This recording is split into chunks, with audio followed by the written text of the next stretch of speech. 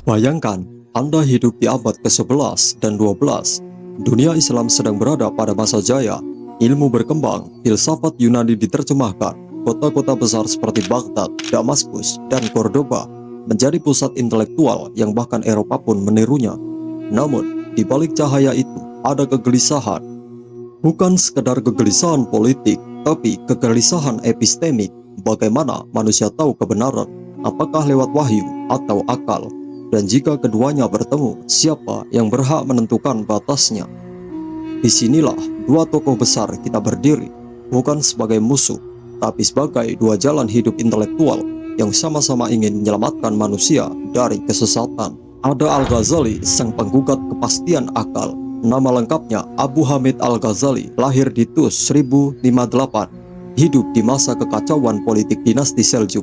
Tapi lebih penting dari itu adalah Al-Ghazali adalah seseorang yang pernah percaya akal sepenuhnya, kemudian meragukannya, lalu mengalahkannya, dan akhirnya memakainya kembali dalam batas yang ia anggap aman. Ia pernah menjadi profesor paling prestisius di Baghdad, di Madrasah Nizamiyah. Bayangkan umur belum 35, tapi sudah dianggap seperti otak dunia Islam.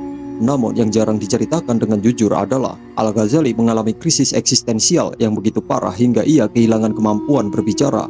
Ia tidak bisa mengajar, bukan karena fisik, tapi karena pikirannya runtuh dari dalam.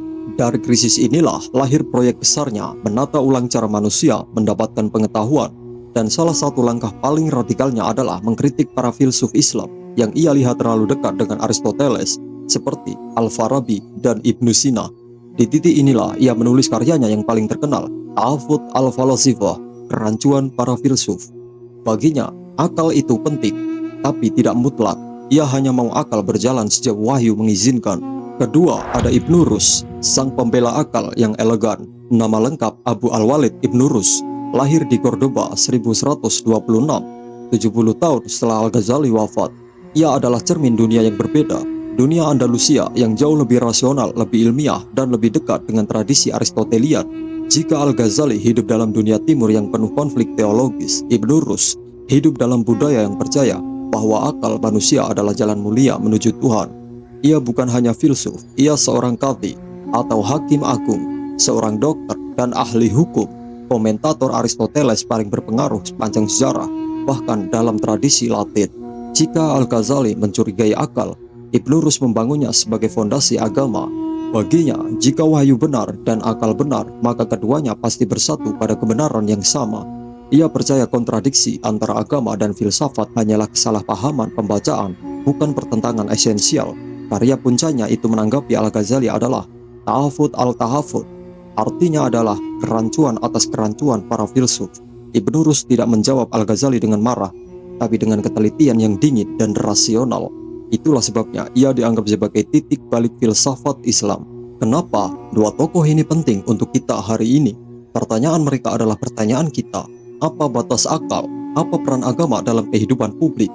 Apakah kebenaran itu tunggal atau berlapis? Bagaimana kita tahu sesuatu dengan benar?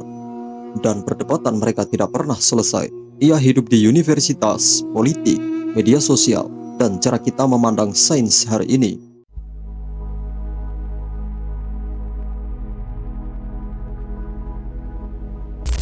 Sebelum kita menyelam ke inti perdebatan, kita harus mengerti satu hal penting. Al-Ghazali dan Ibnu Rus tidak berdebat di ruang kosong. Mereka adalah produk dari zaman yang sedang goyah. Mari kita turunkan atmosfernya. Bayangkan di Baghdad dan Khurasan pada abad ke-11, tempat ini adalah laboratorium besar pemikiran. Para penerjemah menerjemahkan Plato, Aristoteles, Galen, Euclid. Para ilmuwan seperti Al-Kindi dan Al-Farabi mengembangkan teori-teori baru. Tapi ada satu ketegangan yang terus naik. Ilmu Yunani dianggap mengganggu teologi. Beberapa kelompok takut adalah logika Aristoteles akan menggeser wahyu. Apakah konsep alam yang wajib bekerja dengan hukum tertentu akan menghilangkan kuasa Tuhan? Apakah akal bisa membawa kesesatan jika tidak dikendalikan? Jadi, di timur, filsafat selalu dianggap alat yang berbahaya, seperti pisau tajam di tangan anak kecil. Al-Ghazali hidup di tengah kecemasan itu, maka kritiknya terhadap para filsuf bukan sekedar kritik intelektual, tapi juga kritik sosial, politik. Filsafat bisa menyesatkan umat jika tidak dikendalikan. Dan sekarang, mari pindah 4.000 km ke arah barat. Cordoba, Sevilla, Granada, atmosfernya berbeda. Di sini, filsafat dan sains tidak dianggap ancaman, mereka dianggap kebanggaan peradaban. Rumah sakit, observatorium, perpustakaan megah, bahkan raja-raja pun mencintai buku. Andalusia adalah tempat para dokter dipuji, para astronom dihormati, logika Aristoteles dianggap pondasi hukum dan politik. Disinilah Ibn Rus tumbuh. Bagi dia, membaca Aristoteles bukan ancaman bagi agama, tapi cara memahami ciptaan Tuhan secara lebih mendalam. Maka wajar jika jawabannya terhadap Al-Ghazali jauh lebih tenang dan elegan. Kenapa takut pada akal jika akal adalah anugerah Tuhan? Ini bagian yang jarang dibahas, tetapi penting. Kebenaran di zaman itu tidak pernah murni intelektual, ia juga politis. Di timur, Al-Ghazali, dinasti Seljuk sedang butuh stabilitas. Kaum ulama dan fuqaha semakin kuat. Mereka ingin membatasi ruang bebas para filsuf. Al-Ghazali memberi mereka landasan intelektual bahwa sebagian doktrin filsafat bisa membawa pada kekufuran. Di Andalusia ada Ibn Rus, dinasti Almohad di masa awal sangat mendukung rasionalitas. Mereka ingin memperkuat sains dan hukum. Ibn Rus cocok dengan agenda ini, tetapi menjelang akhir hidupnya, situasi berubah.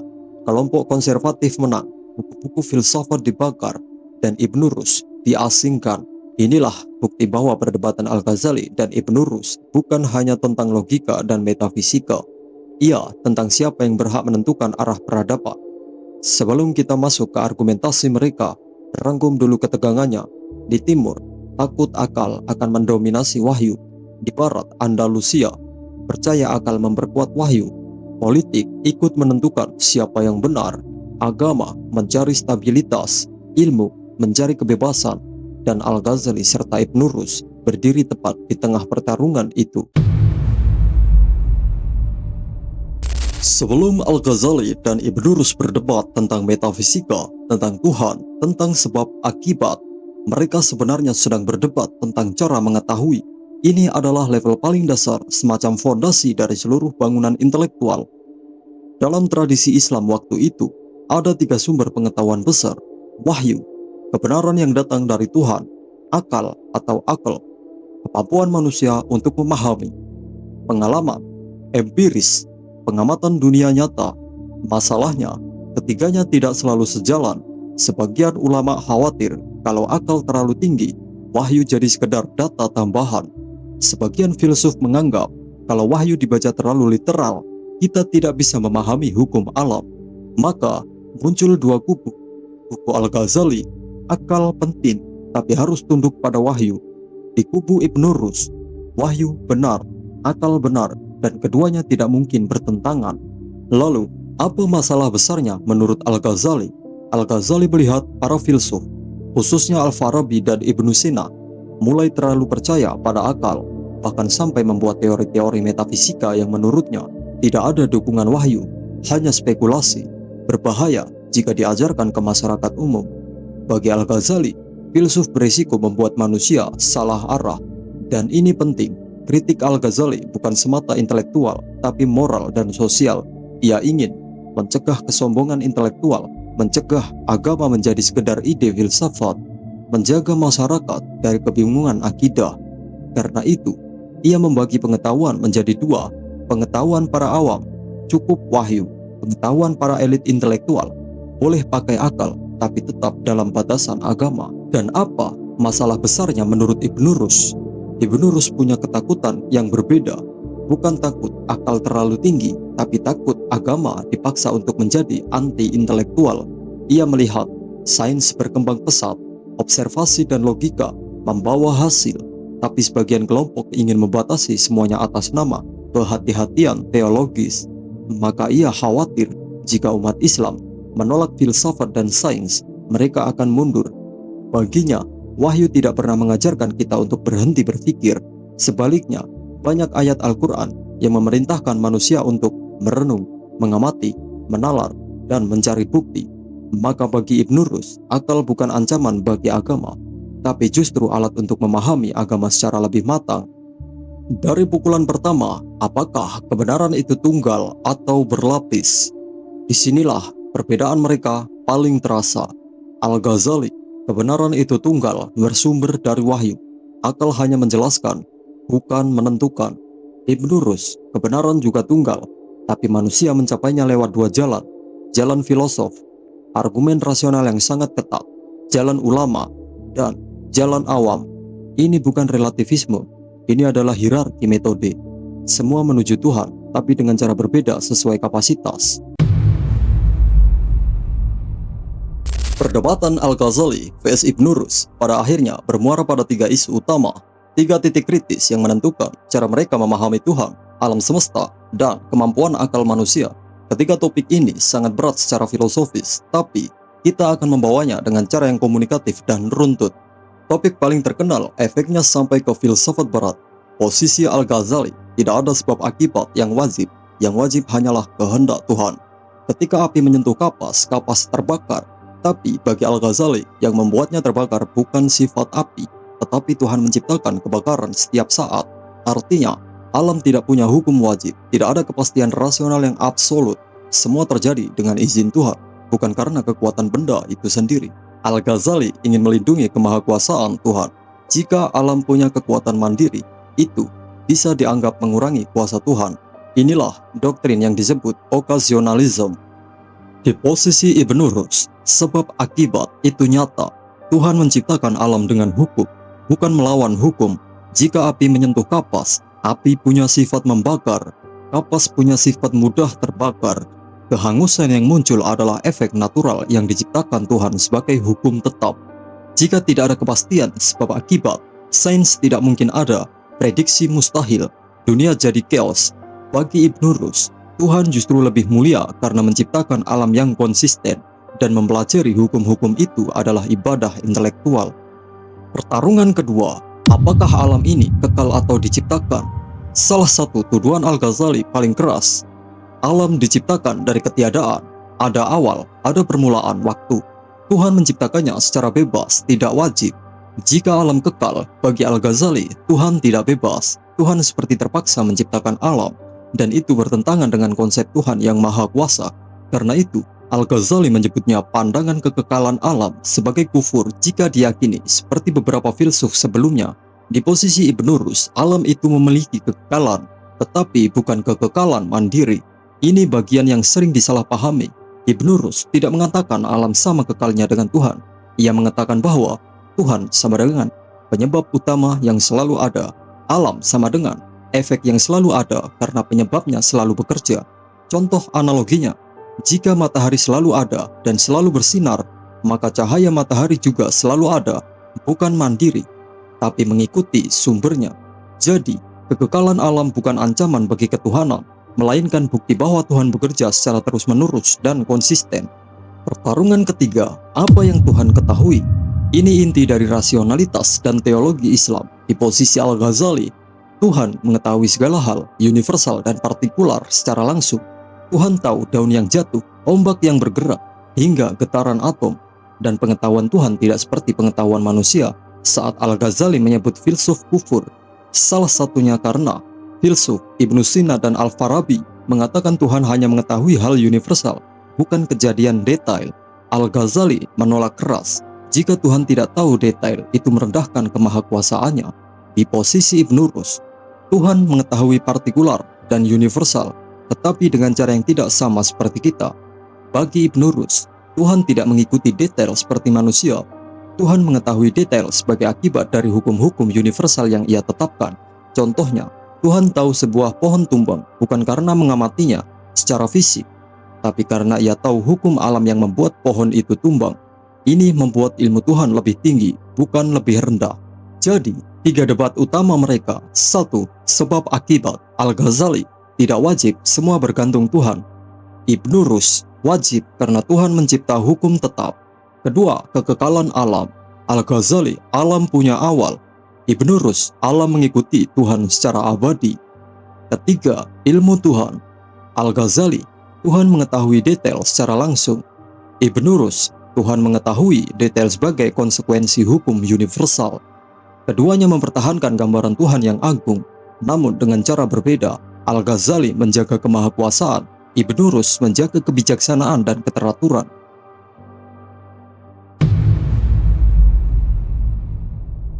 Pertanyaan paling dramatis dalam sejarah filsafat Islam bukanlah siapa yang benar, tapi justru siapa yang menang dan di mana. Karena disinilah paradoks besar itu muncul. 1. Di dunia Islam Timur, Al-Ghazali menang dengan telak. Setelah tahafut al-falasifah, atmosfer intelektual berubah, madrasah-madrasah menguat, ilmu kalam kembali dominan, filsafat semakin dibatasi, filsafat natural, fisika, kosmologi menurun. Ini bukan berarti umat Islam berhenti berpikir. Tidak, tetapi jalur rasionalisme radikal melemah, jalur spiritualisme dan teologi menguat. Inilah sebabnya Sufisme makin berpengaruh. Pembahasan metafisika lebih banyak lewat teologi, bukan logika Aristoteles. Sains melambat di beberapa wilayah. Banyak sejarawan menyebut Al-Ghazali sebagai pemenang Timur. Tapi, kemenangan ini bukan sekedar karena argumennya kuat, lebih karena kondisi sosial politik Timur mendukungnya. Umat butuh stabilitas, bukan spekulasi filsafat. 2. Di Andalusia dan Eropa, Ibnu Rus justru yang menang. Ini bagian paling ironis, karena Ibnu Rus hampir tidak punya pengaruh besar di dunia Islam setelah dia wafat, tetapi justru menjadi fondasi lahirnya filsafat Barat modern. Di Eropa, universitas-universitas awal seperti Paris, Padua, Bologna memakai komentar-komentarnya. Aquinas berdebat intens dengan gagasannya. Gerakan Averroisme Latin muncul. Konsep sebab akibat, hukum alam, dan rasionalitas menjadi dasar sains modern. Sampai ada pepatah di Eropa abad ke-13, tidak ada Aristoteles tanpa Averroes. Artinya, Eropa mengenal Aristoteles dari Ibnu Rus, bukan dari sumber lain. Dan lebih jauh lagi, fondasi empirisme dan rasionalisme Barat banyak dipengaruhi Ibnu Rus. Begitu pula gagasan bahwa wahyu dan akal tidak bertentangan. Tuhan bekerja melalui hukum alam yang teratur. Memahami alam adalah bentuk ibadah intelektual. Jika kamu melihat cara ilmuwan modern berpikir, jejak Ibnu Rus sangat kuat di sana.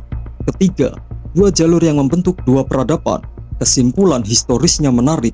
Dunia Islam mengikuti jalur Al-Ghazali, spiritual, moral, teologis, sufistik. Dan dunia Barat mengikuti jalur Ibnu Rus, empiris, rasional, sains modern. Keduanya membentuk dua gaya berpikir besar yang bertahan hingga hari ini. Bukan mana yang lebih baik, tapi dua respon terhadap ketegangan antara iman dan akal. Jadi, untuk memastikan kamu tetap memegang ritme, Al-Ghazali menang di dunia Islam karena konteks sosial, politik, dan kebutuhan stabilitas. Ibnu Rus menang di Barat karena konteks universitas, penerjemahan, dan kebutuhan rasionalitas.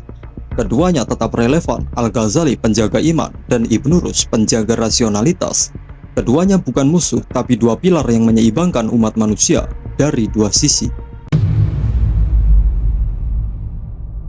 Kita sekarang memasuki sebuah bab yang sangat menentukan perjalanan panjang sejarah pemikiran manusia. Karena setelah perdebatan besar itu terjadi, muncul sebuah fenomena yang tak terduga. Dunia Islam di Timur mengangkat Al-Ghazali, sementara dunia Latin dan Eropa mengangkat Ibnu Rus. Keduanya sama-sama dihormati, tetapi peta pengaruhnya terpisah seperti dua sungai raksasa yang berlari ke arah berbeda, dan akibatnya membentuk masa depan dua peradaban. 1. Timur mengangkat Al-Ghazali karena ia menjawab kegelisahan di zamannya. Di wilayah Persia, Mesir, dan dunia Islam Timur, situasi intelektual sedang goyah.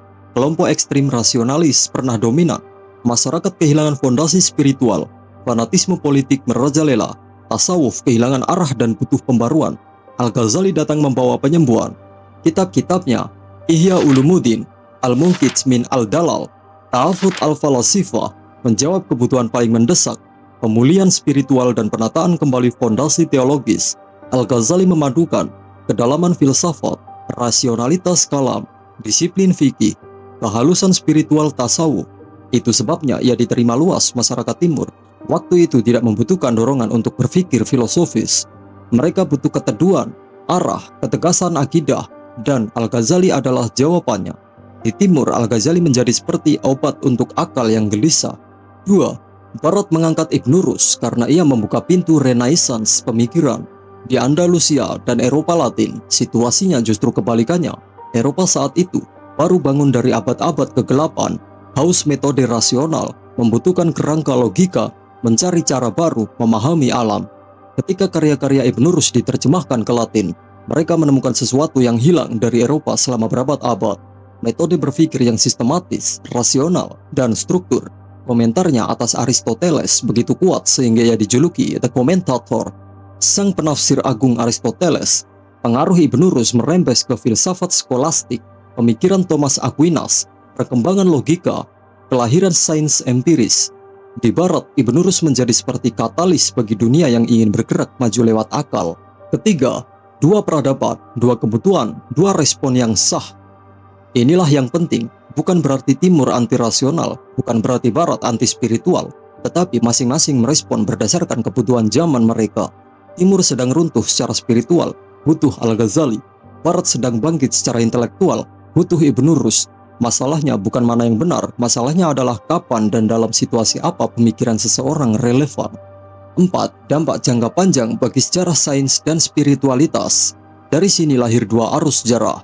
Di dunia Islam Timur, ilmu kalam menguat, tasawuf menjadi arus utama, filsafat spekulatif melemah. Ini membuat dunia Islam tetap religius, stabil, dan memiliki fondasi spiritual kuat, tetapi lambat dalam perkembangan sains. Di Barat, rasionalisme berkembang cepat, metode ilmiah lahir, dunia modern dimulai, namun mereka menghadapi kekeringan spiritual yang kemudian membuat Barat mencari spiritualitas Timur berabad-abad kemudian. Dua sisi dunia saling melengkapi meski berjalan di jalan yang berbeda. Dari dua respon sejarah ini ada pelajaran besar. Tidak ada satu tokoh yang cukup untuk menjawab semua kebutuhan zaman. Kadang kita butuh Al-Ghazali untuk menjaga iman, kadang kita butuh Ibn Rushd untuk keberanian berpikir. Dan keduanya bukan musuh, melainkan dua cahaya yang menerangi sisi berbeda dari manusia. Sampai di titik ini, kita telah melihat bagaimana Al-Ghazali dan Ibn Rushd membentuk arah dua peradaban besar. Tetapi sekarang, mari kita berani bertanya sesuatu yang jarang dibahas, namun sangat menarik. Apa yang akan terjadi jika sejarah memilih sebaliknya? Bagaimana dunia kita hari ini berubah jika dunia Islam mengangkat Ibn Rushd dan Barat mengangkat Al-Ghazali? Pertanyaan ini bukan sekedar fantasi sejarah. Ini adalah cara untuk memahami potensi besar yang belum dieksplorasi, baik di dunia Islam maupun di Barat. 1. Jika dunia Islam memilih Ibn Rushd sebagai arus utama, bayangkan bila sejak abad ke-12 dunia Islam Timur menekankan rasionalitas Ibn Rushd. Logika Aristoteles diajarkan di pesantren dan madrasah, matematika dan astronomi berkembang seperti masa Ibnu Al-Haytham, filsafat menjadi bagian inti kurikulum ulama, kritik menjadi tradisi ilmiah yang sehat. Mungkin sejarah kita akan melihat pusat sains tetap berada di Baghdad, Kairo, Cordoba. Dunia Islam memimpin revolusi ilmiah, bukan hanya menjadi penonton. Perpecahan teologi tidak berlarut-larut karena kritik mendewasakan diskusi. Dan yang paling menarik, teknologi modern mungkin lahir dari dunia Islam itu sendiri. Tetapi semua itu bukan berarti Al-Ghazali tidak dibutuhkan. Sebaliknya, spiritualitas tetap hidup hanya saja dengan keberanian berpikir yang lebih besar. 2. Jika Barat justru lebih mengangkat Al-Ghazali, bayangkan Eropa Latin pada abad ke-13 sampai 15 menemukan Ihya Ulumuddin dengan ketebalan moral spiritualnya ketimbang menemukan komentar-komentar Ibn Rushd. Bayangkan bila Thomas Aquinas menjadi Al-Ghazali sebagai rujukan utama, bukan Aristoteles. Sebuah dunia yang sangat berbeda mungkin terbentuk. Renaissance menjadi lebih spiritual, bukan hanya intelektual. Kapitalisme mungkin lebih beretika. Perkembangan sains tetap maju, tetapi dengan batas moral yang lebih kuat. Sekularisme mungkin tidak lahir sedini itu, dan Eropa mungkin tidak akan mengalami kekeringan spiritual selama berabad-abad. Eropa mungkin lebih hangat secara rohani, mungkin lonjakan individualisme ekstrim bisa ditekan. Ini bukan tentang siapa lebih baik, ini tentang kemungkinan-kemungkinan yang hilang dari sejarah. 3. Dua potensi besar yang belum pernah bersatu. Yang menakjubkan adalah Ibn Rushd menawarkan kekuatan akal, Al-Ghazali menawarkan kekuatan jiwa, tetapi sejarah memisahkan keduanya secara geografis. Dunia Islam mendapatkan satu sisi, dunia Barat mendapatkan sisi lainnya. Akibatnya, peradaban kita tumbuh tidak simetris. Barat maju secara intelektual tetapi rapuh secara spiritual. Timur kuat secara spiritual tetapi lambat di bidang rasionalitas ilmiah. Keduanya saling membutuhkan tetapi dipisahkan oleh garis sejarah. Dan hari ini, untuk pertama kalinya, kita berada di zaman di mana dua arus itu bisa disatukan kembali. Pelajaran besar yang bisa menginspirasi. Pertanyaan, bagaimana jika sejarah memilih berbeda? Bukan sekedar latihan pikiran. Ini adalah cara untuk menyadari bahwa kita sebenarnya masih bisa memilih sekarang. kita bisa merangkul sains dan rasionalitas seperti Ibn Rus, dan dalam waktu yang sama, kita bisa menjaga kedalaman spiritual seperti Al-Ghazali, bukan memilih salah satu, tetapi merangkul dua jalan yang saling melengkapi. Jika dunia pernah kehilangan keseimbangan, zaman kita bisa menjadi generasi yang mengembalikannya. Kita hidup di zaman yang sangat berbeda dari abad Al-Ghazali dan Ibn Rus, namun ada satu hal yang tetap sama. Manusia selalu berjuang mencari ketenangan, makna, dan kejelasan. Dan justru di zaman kita, zaman serba cepat, serba kompetitif, serba cemas, pemikiran dua tokoh ini menemukan relevansi barunya. Al-Ghazali mengobati hati, Ibn Rus menata nalar, dan generasi kita butuh keduanya. Satu, ketika dunia modern membuat kita burnout, Al-Ghazali mengajarkan ketenangan. Al-Ghazali hidup di masa krisis spiritual, mirip dengan apa yang kita alami. Depresi meningkat, kecemasan menumpuk, hidup modern terasa kosong dan membingungkan. Ia berkata, jiwa yang kacau tidak bisa melihat kebenaran, dan banyak anak muda hari ini mengalami itu. Overthinking tanpa arah, hidup diburu ekspektasi, takut gagal, hilang makna, merasa tidak cukup, tidak sebanding, tidak berguna. Al-Ghazali memberi 3 pelajaran yang sangat relevan. Ketenangan lahir dari kedekatan, bukan dari kesempurnaan. Ia mengajarkan bahwa manusia tidak harus sempurna untuk bahagia.